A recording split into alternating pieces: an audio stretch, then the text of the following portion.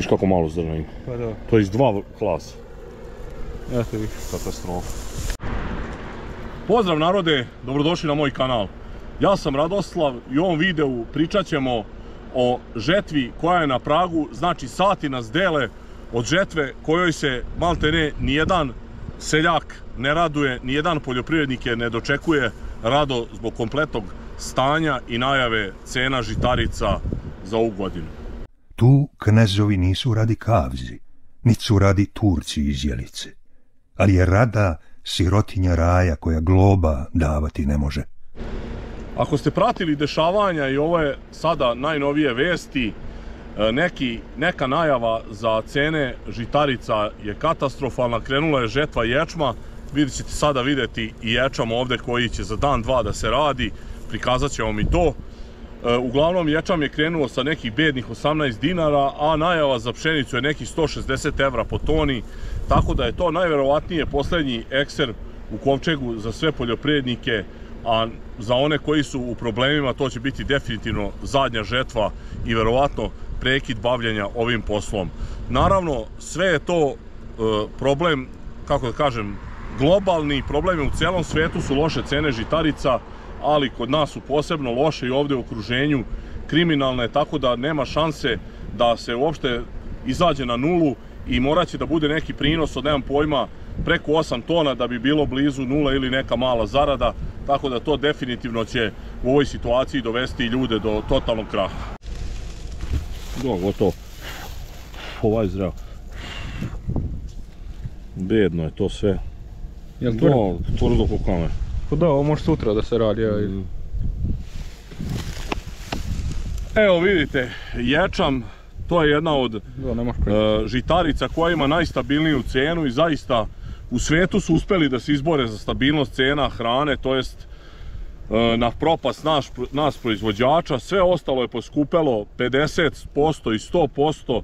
Ja ću vam prikazati neke cene od 2012. 2010. godine do sada.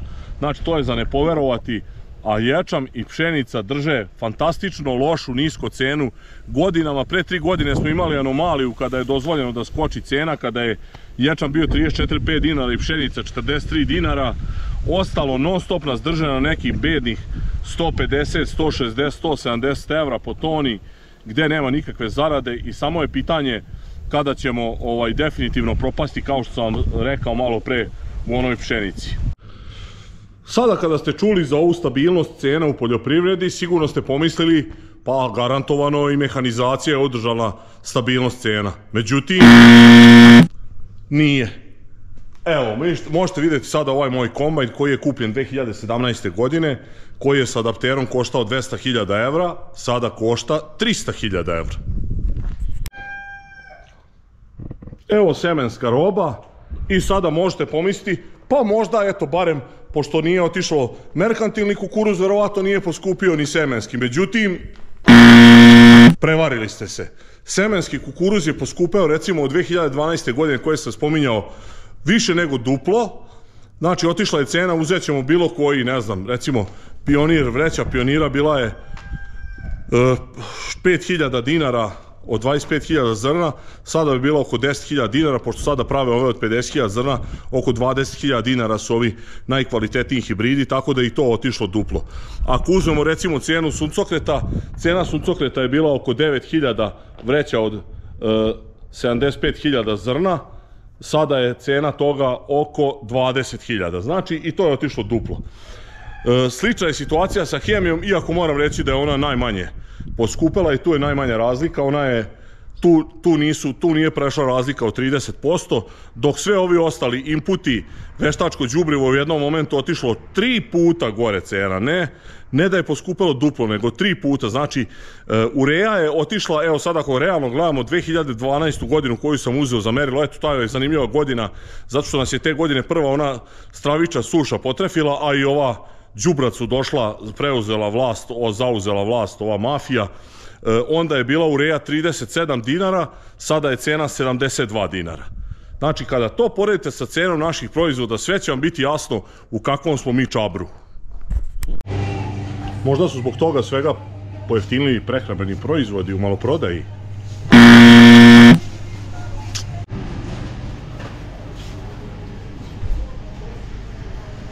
Ili kućna hemija. Izgleda da nije.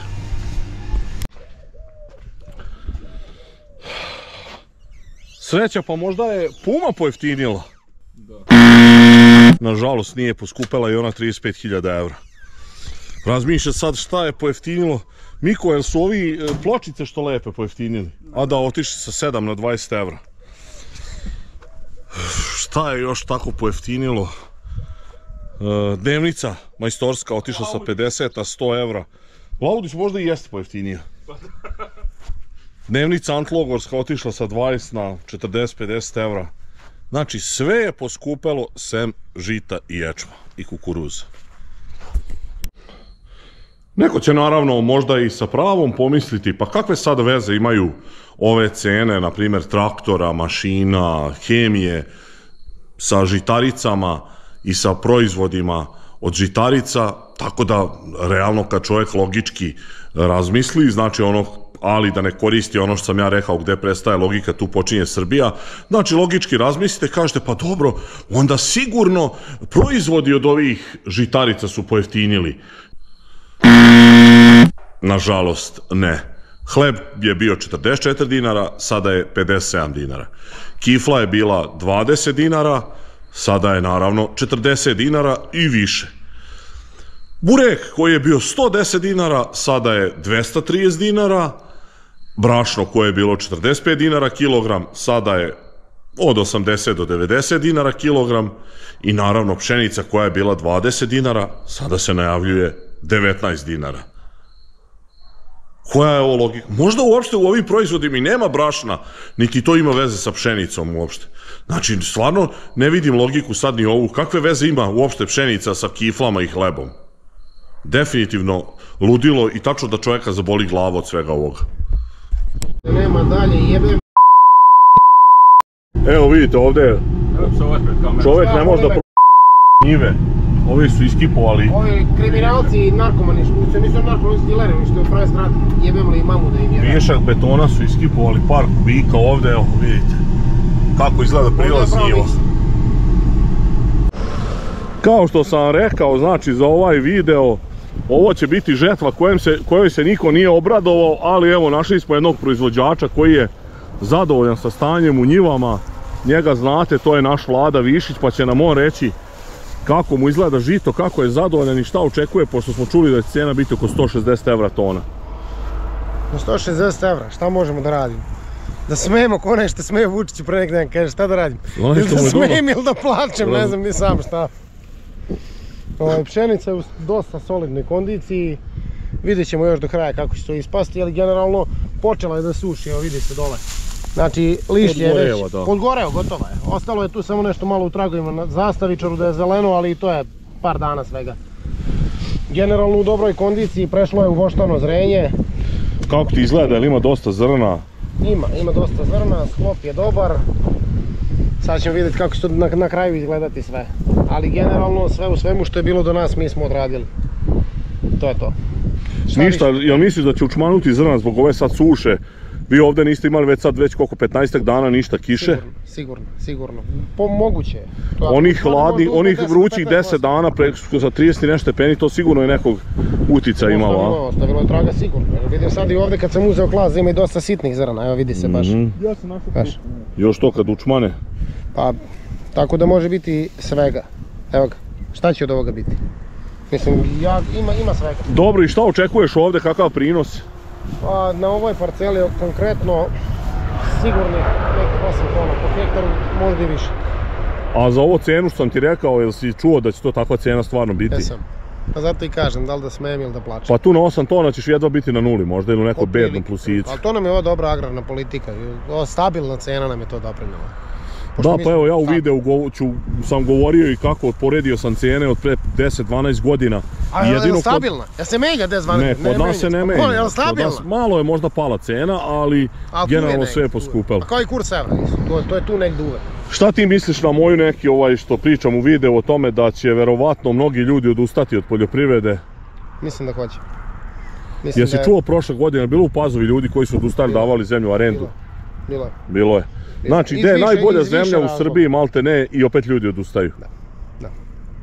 To jeste tako. Žalosno je što je tako, što država ne vodi računa uopšte o poljoprivrednicima, što ih ne zanima. I što oni pokazuju da su njima bitni ovi veliki od po 500.000, 2.000 hektara, 20.000 hektara. Njih oni zanimaju, drugih niko ne zanima. Kaže, vi morate da sarađujete jedni sa drugim. Kako je da sarađujem? Znači idemo u trku na 100 metara, on ima prednost 50 metara. A ja imam još okačen teg od Rusa na leđe. Mislim, van svake pameti. Eto, čuli ste razmišljanje još jednog poljoprivrednika, mog drugara, tako da vidite da je situacija svuda loša i da se niko dobrome ne nada, iako eto, generalno je usev odličan, kako da kažem. Pošto je naravno ovo sve povezano, ja se malo šalim sa, naravno sve ovo veze ima pšenica, kukuruz, ječam i sa hranom i sa ishranom životinja. Također ćete sada vidjeti poređenje 2012. godine i 2025. od potrošačke korpe do osnovnih prehrambenih namirnica, pa ćete da vidite šta se sve desilo otkad je ova sekta na vlasti, a šta se desilo sa cenama naših proizvoda koje su ostale na istom nivou i drže konstantno fantastično lošu cenu.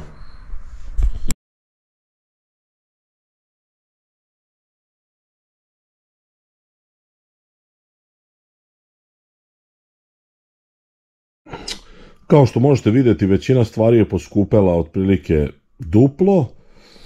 Jedino je nenormalno otišla cena ćacija, to jest ovih klošara koje SNS kupuje da glasaju za njih. Ranije su mogli za 1000 dinara, maksimalno 2 da glasaju, sada ide glas i do 8000, a čuli ste da je u Kosjeriću i Zaječaru su delili veš mašine, prekrupače i motokultivatore da bi se glasalo za Širzoja Žvalonju. Uglavnom, to je vrlo interesantno, a meni je naravno kao poljoprivredniku najzanimljivija cena ulja, koje je 2012. posle 54 dinara cene suncokreta bilo 125 dinara, kao što ja govorim da odnos treba da bude negde 2,3, 2,4 maksimalno, a sada je cena 190 dinara, tako da očekujemo oko 75 dinara ulje, ako to gledamo, pardon, ulje, cenu suncokreta koje bi nas moglo malo izvući. Naravno, nema ništa od toga.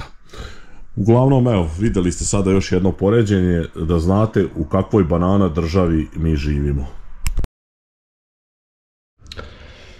Sada da vam bude ona moja tvrdnja gde prestaje logika, tu počinje Srbija, jasnija, sad ću vam još jednu stvar objasniti vezanu za poljoprivredu, što je Mika dobro rekao, sada me je podsjetio, recimo situacija sa arendom. To nikom nije jasno. Znači, zakup zemljišta 2012. godine je bio kod nas oko 250 evra hektar, a sada ima da ide i do 600-700 evra hektar, gde neki ludaci plaćaju, ali realno je recimo oko 400 evra je neki normalan hektar zemlje koji sada plaća, što je također totalno neisplativo i nikom nije jasno na osnovu čega je poskupeo zakup kada je katastrofalna situacija i katastrofalne cene naših proizvoda. Znači, evo sad ću vam ovdje sve navesti koliko je šta koštalo 2012. godine, znači sve je ista ili još gora cena sada. Meni je zaista neshvatljivo i neverovatno da se ovo dešava, da inflacija utiče na sve cene, sve je poskupelo, ali naši proizvodi su zakucani za ove cene i prosto tačno dolazim do nekog zaključka da je ovo neka svetska zavera protiv poljoprivrednika, znači da je cilj u celom svetu uništiti poljoprivrednike i da to preuzmu te korporacije, neke države, konglomerati, ne znam ni ja sam, i da mi više se ne bavimo ovim poslom. Ovo je postalo totalni besmisao.